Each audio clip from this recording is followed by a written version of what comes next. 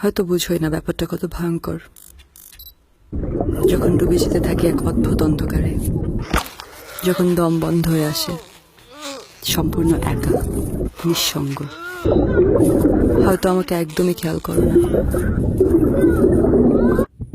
হয়তো আমার চিৎকার শুনতে পাও না, কেউ শুনতে চায় না, কেউ বোঝেও না। But cyber bullying is real. কথায় আঘাত লাগে, সামনাসামনি হোক বা স্ক্রিনের আড়ালে, একটা কমেন্ট, শুধু শুধু একটা শেয়ার, হয়তো বা কাছের কেউ, হয়তোবা কেউ একদম অচেনা।